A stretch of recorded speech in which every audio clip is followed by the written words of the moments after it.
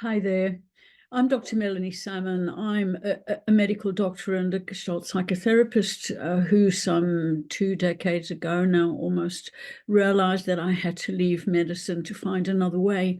My patients were getting sicker and whatever I did for them really wasn't helping, especially when they were traumatized. And I was working in a very traumatized part of Britain at the time. Anyway, long story short, I have now become a specialist in trauma, and my field of treatment is called QEC, Quantum Energy Coaching, which I've been teaching and training for the last 16 years. The reason I'm making this short video is I gave a lecture last night to my practitioners, my qualified practitioners, on various updates on information coming out on trauma, and also my variations on improvements in the way that I work with trauma.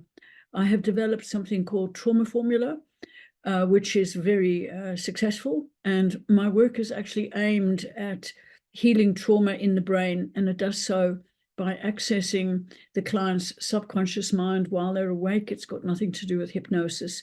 It's actually safe, it's simple, and it's relatively quick. It's also lasting. These changes are lasting. So I can safely now write my book, which I'm doing, on trauma, to let people know that you can safely heal from trauma and you can heal from all traumas. So I'm just speaking as a prelude to a part of my lecture that I gave my students last night, because I think it's also information that the general public will benefit from in understanding the scope of trauma, the extent of trauma, and what it looks like. So enjoy my 10-minute lecture. Or part of my lecture. I can't obviously give you the whole lecture, but I'm very happy to share this little part. So enjoy. Bye from me.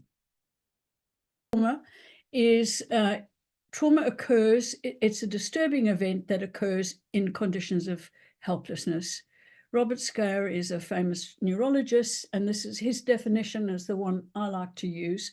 It's a disturbing event that occurs in a condition of helplessness, where you can't fight back, you can't run away, you're likely to be traumatized by it, okay? It's a disturbing experience occurring in a state of helplessness that becomes hardwired in the midbrain to be repeated when triggered for the rest of life. And this is why I got interested in wanting to change trauma and heal it, because of this repetition, this being vulnerable to being triggered. And it can occur on any level of our experience. We can get trauma physically, mentally, emotionally, or spiritually. And the impact of trauma is to leave a subject trapped in a state of autonomic dysregulation with serious consequences, adverse consequences on health and psycho-emotional well-being. So it's a pretty important thing. And even when it's at a subtle level, which is in fact most of our clients are coming in at the subtle level, we're not seeing the clients who are repeatedly raped or coming back from war. We're not seeing that end of the spectrum. But the end of the spectrum that we are facing with QEC clients, the middle of the range spectrum, I would say, is pretty serious. Life is disrupted. And in fact, the survivor's energy becomes focused in suppressing their inner chaos at the expense of spontaneous involvement in their lives. They just don't have a life anymore.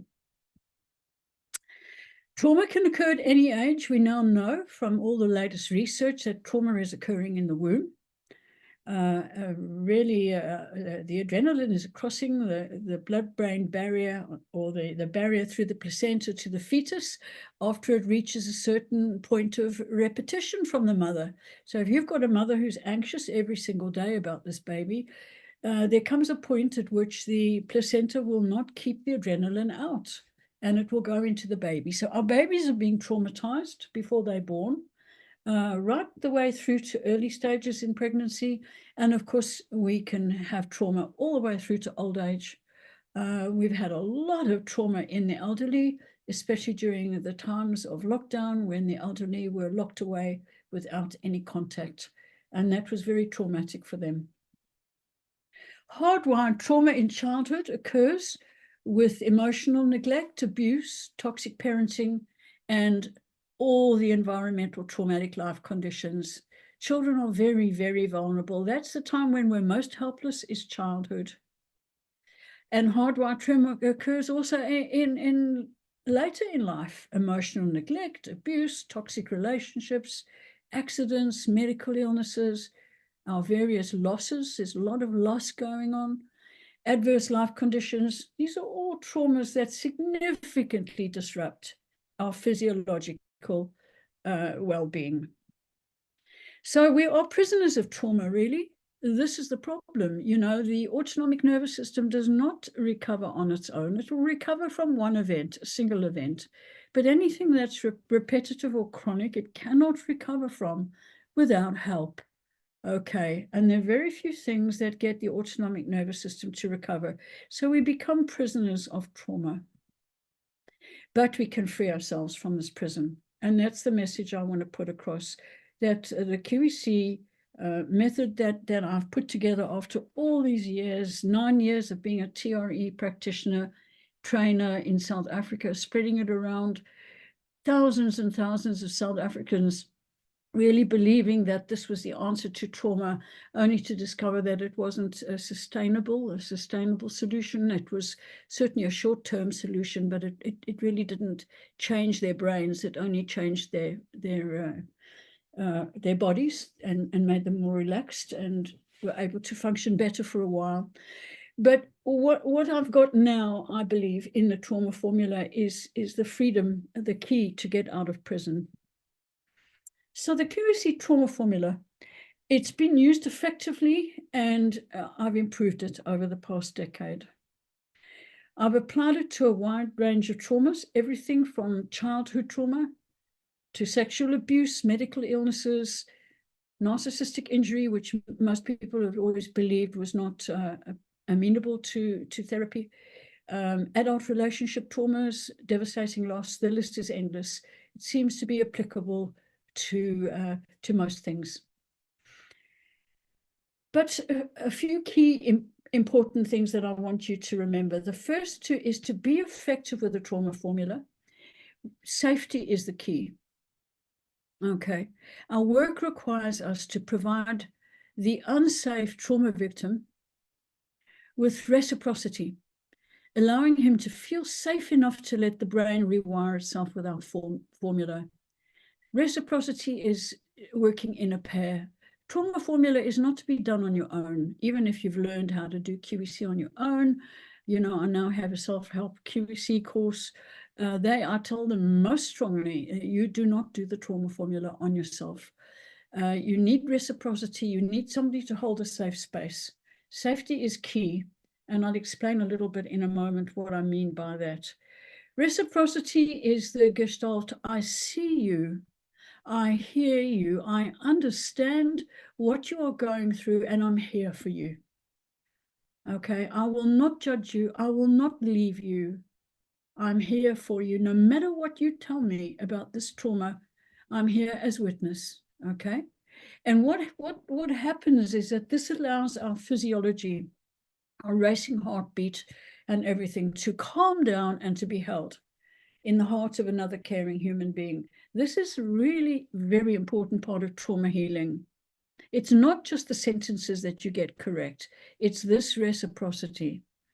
And until our client has gained trust and feels safe, they are not sufficiently present or focused to do the trauma formula. And the brain cannot effectively rewire itself, which is another reason why I ban students from doing the trauma formula too soon. I always say to them, nothing under 4 weeks. Sometimes, you know, people have made mistakes and they've used the trauma formula early on.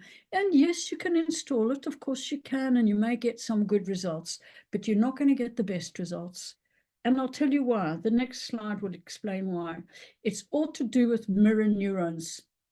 Okay.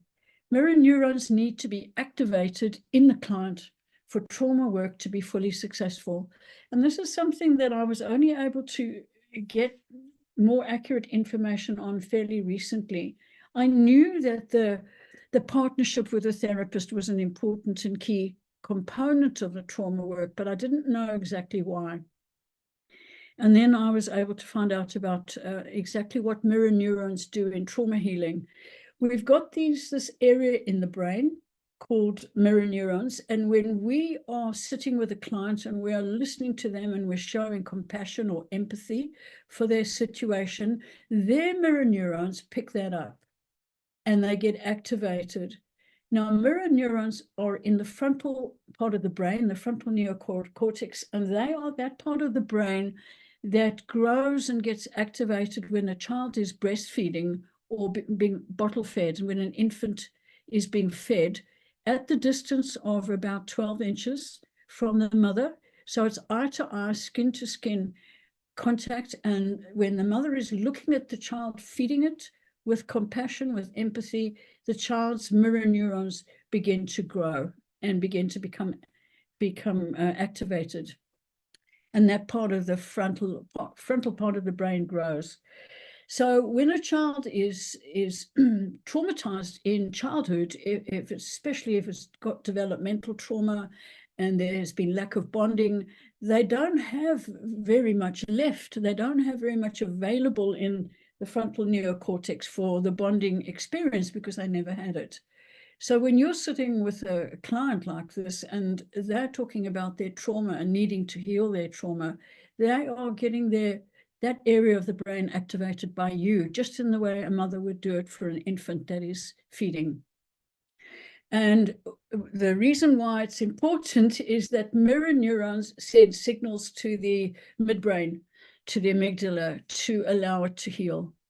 It's sort of, it's a positive